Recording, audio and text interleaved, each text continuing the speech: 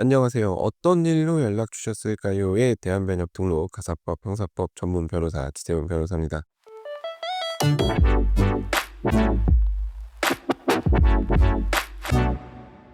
오늘은 집값과 관련된 얘기를 좀 해 보려고 합니다.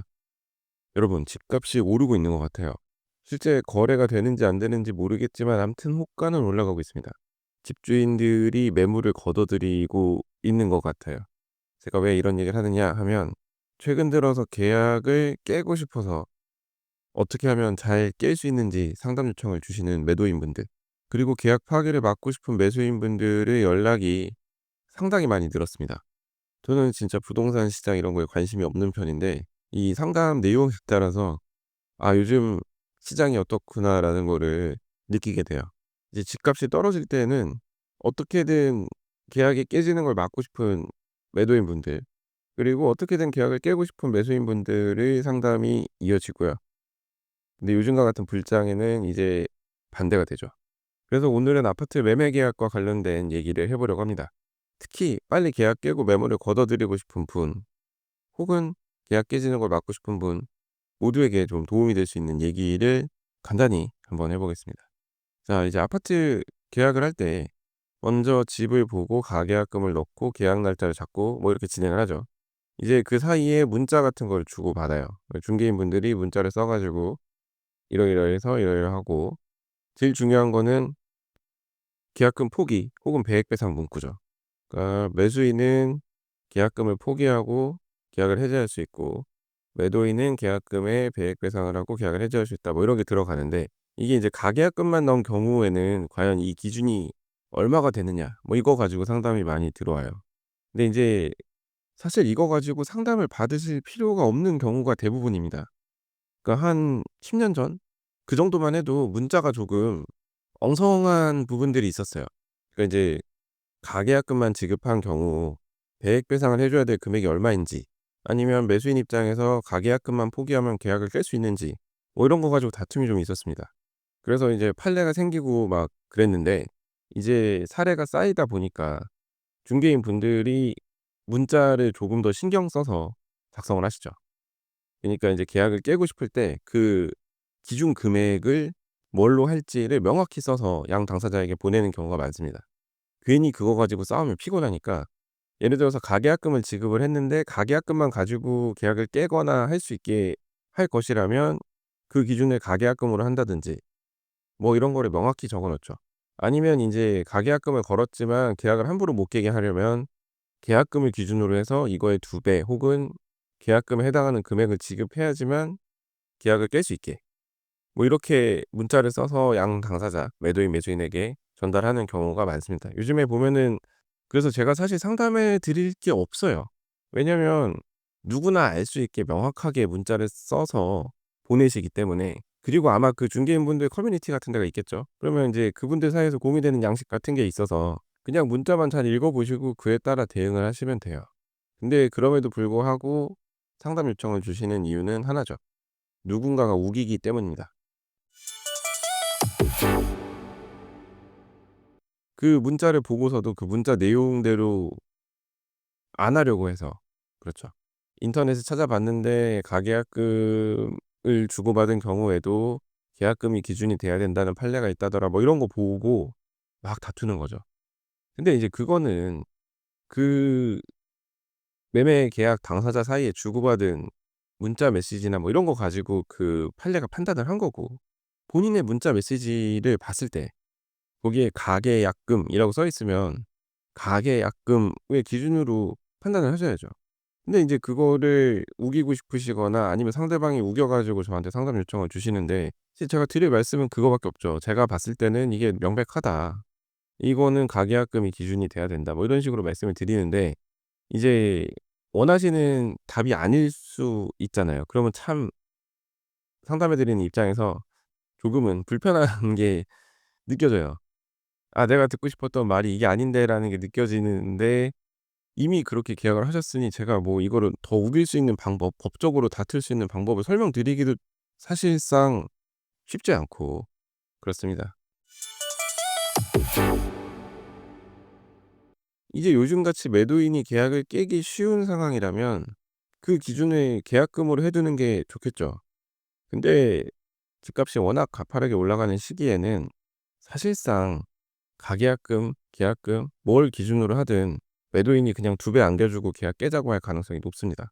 그리고 인제 그걸 원천적으로 막을 수 있는 방법도 사실상 당장은 없죠. 이제 이걸 막으려면 결국 중도금 지급 시기를 좀 당겨서 적당한 시기에 적당한 금액의 중도금을 지급하는 걸로 약정을 하고 그래야 되는데, 이제 그 이유는 많은 분들이 알다시피 중도금을 찔러 넣은 이후에는 배액 배상해 준다고 맘대로 매도인이 계약을 해지할 수가 없어요. 그래서 인제 이런 시기에 매수인이 중도금이랍시고 계약금 플러스 알파를 찔러 넣고 이제 "계약 해지 안 된다."라고 주장을 하려고 하는 경우도 있는데, 그 얼마를 찔러 넣었는지도 좀 중요합니다. 사실 법적으로 정말 보장이 되고 제일 안전한 건 두 사람 사이 합의 하에 중도금 지급 시기를 정하고 중도금을 지급했을 때죠. 물론 또 이 중도금 지급 시기를 정해 놓은 것이 중도금 지급 시기 전에는 중도금을 지급할 수 없다, 그러니까 그 사이에는 매도인, 매수인이 자유롭게 계약을 해지할 수 있다라는 취지로 읽혀질 수 있기에 또 그 부분도 조심하시긴 해야 되는데, 어쨌든 그냥 가능성만 따져 본다면 그래도 계약서에 중도금 지급 시기를 명시해 두시고 그 시기를 최대한 당기는 게 낫지 않은가라고 생각을 합니다. 그거는 이제 법적으로 좀 다투기가 어렵겠죠. 그리고 인제 그렇게 계약을 하셨으면 중도금 지급 시기 전까지는 매도인이 계약을 깰 수 있다는 건 생각을 좀 하시고 그거에 맞춰서 행동을 하시면 되겠고요. 매도인 입장에서도 인제 중도금 지급 시기를 정해 두고 그거 기준으로 해서 인제 그 이후에 집값이 올라가는 거는 정말 '내가 마음을 비우겠다.'라고 생각을 하시고 매수인과 잘 얘기해서 적당한 시기에 중도금을 지급받기로 해 두시는 게 좋을 수 있죠. 근데 이제 이 중도금 지급 시기를 정해 놓지 않으면 매수인이 갑자기 일방적으로 중도금이랍시고 얼마를 집어넣거나 아니면 이제 매도인이 잔금 치르기 직전에 갑자기 계약 깨겠다고 나온다든지 하면 상당히 피곤해집니다. 그리고 인제 이 집에 들어가는 게 연쇄 이동이잖아요. 그러니까 내가 예를 들어서 누군가에게 집을 팔기로 하고 새로운 집을 매수하기로 했는데 하나가 꼬여 버리면 인제 반대쪽도 꼬여 버리고 이런 경우 손해가 발생을 하죠. 근데 이제 이 손해배상을 과연 어디까지 얼마만큼 받을 수 있는지 가지고도 상담이 많이 들어오는데, 본인이 본 손해를 무조건 상대방에게, 그러니까 문제를 일으킨 사람에게 청구하기는 또 어렵습니다. 그러니까 이거는 좀 따져 볼 부분이 많은데 따지는 게 복잡하니까 그냥 계약금 2배로 혹은 계약금 몰치로 퉁 치는 경우가 많은 거죠. 또 이 계약금 2배 혹은 계약금 몰치의 경우 문자 메시지 혹은 계약서에 어떻게 기재했는지에 따라서 또 판단이 달라질 수 있는 부분이 있고요. 그냥 다 떠나서 인간적으로 생각했을 때 누가 더 억지를 쓰는지도 분명 실제 소송에 있어서 고려가 됩니다. 집값이 올라가니까 매수인이 갑자기 돈 찔러 넣고 계약 해지 안 된다고 우기는 상황인지. 근데 인제 매도인은 그래도 합리적인 범위 내에서 얘기를 해 보려고 했는데 매수인이 계약금에도 못 미치는 금액을 찔러 넣으면서 "이거 중도금이에요. 계약 해지 못 해요." 이렇게 우기면 그거는 매수인이 승소하기가 쉽지 않은 사안이라고 생각을 합니다. 반대로 매수인이 중도금을 찔러 넣긴 했지만 상당한 금액을 찔러 넣은 경우에는 매도인이 "이 중도금 효력은 인정할 수 없다."라고 하면서 일방적으로 계약을 깨기는 또 어렵겠죠. 이게 실제 따져 봐야 될 부분이 상당히 많습니다. 근데 인제 상담 요청을 주시는 분들은 단답을 원하시죠. "이게 되나요? 안 되나요?"를 원하시는데 제가 그냥 단순히 한두 가지 얘기 듣고 말씀드리긴 좀 애매한 부분이 많아요. 그리고 진짜 문제는 한 명이 억지 쓰면 이거를 어떻게 풀어나갈 방법이, 소송 제기하지 않고 풀어나갈 방법이 참 애매하다는 점에 있습니다. 자, 매도인이에요 내가. 근데 집값이 올라가서 그냥 계약금 2배 주고 계약을 깨려고 했어요. 근데 갑자기 매수인이 돈을 찔러 놓고 "이거 나 중도금 입금했으니까 계약 깰 수 없습니다."라고 버텨요. 근데 이제 이 중도금 액수도 사실 애매하고 그래서 그냥 중도금도 돌려주고 계약금의 2배도 해서 돌려줬어요. 근데 이제 매수인이 가처분을 한다든지 뭐 이렇게 나와 버리면 매도인은 집을 또 팔지도 못하잖아요 당장. 그럼 이제 머리가 아파지는 거죠. 그래서 제가 아무리 법적으로 봤을 때 이렇습니다 저렇습니다 얘기를 드려도 매도인 혹은 매수인이 그냥 들어 누워 버리면 당장 해결이 어렵습니다. 그러면 이사 스케줄이 다 꼬여 버리고 '어떻게 해야 되지?' 싶은 상황이 벌어지는 거죠. 내가 이걸 어떻게든 버텨서 계약을 성립을 시킬지 아니면 더럽다 하면서 원래대로의 위약금 조항에 따라서 해결을 할지, 이제 그런 거 다 알고 들어 놓는 거긴 해요. "내가 여기서 억지 쓰면 너도 힘들지 않니? 그냥 적당히 해결을 하자." 뭐 이렇게 나오는 거죠. 근데 인제 이 돈 한 푼에 사람들이 참 민감하기 때문에 해결이 쉽진 않습니다. 그래서 제가 이런 경우에 뭐라고 말씀을 드리냐 하면은 "합의하세요."라고 말씀을 드리거든요. 이거 소송까지 끌고 가 봤자 실익이 없습니다. 그냥 돈 빨리 받고 아니면 그냥 돈 빨리 포기하시고 새 계약을 찾으세요. 이거는 더 매달리는 게 손해입니다라고 말씀을 드리죠. 근데 인제 또 내가 집 알아보는 데 들인 시간, 노력 이런 거 생각하면 "이 돈 받고 물러서기엔 아깝다."라고 말씀을 하시는데 소송까지 가면 지금까지 들인 시간, 노력의 배 이상을 더 쓰셔야 돼요. 그래서 제가 말씀을 드리는 거거든요. 물론 인제 금액이 커서 '내가 이거 계약 체결 어떻게든 시키면 돈을 몇 억을 번다.' 하는 경우에는 일단 베팅을 해 보셔야죠. 버티고 다투고 해 보셔야죠. 근데 인제 그렇게 해결을 하기 위해서는 일단 시간이 필요해요. 당장 판례 하나 들이민다고 상대방의 태도를 바꾸지 않습니다. 상대방도 돈에 따라서 움직여요. 그니까 상대방이 혹할 만한 돈을 제시를 하셔야지 상대방을 무릎 꿇리려고 판례 같은 거 아니면 저한테 상담받으시고 그 내용을 정리해서 상대방에게 보내신다 한들 큰 의미는 없을 겁니다. 뭐 내용 증명 이런 것도 문의를 주시는 경우가 있죠.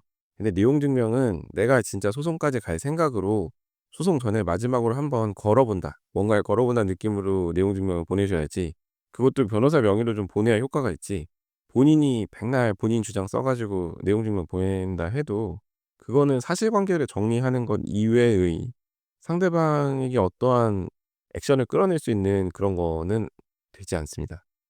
그러니까 여러 가지로 애매하니까 상담을 받으시라.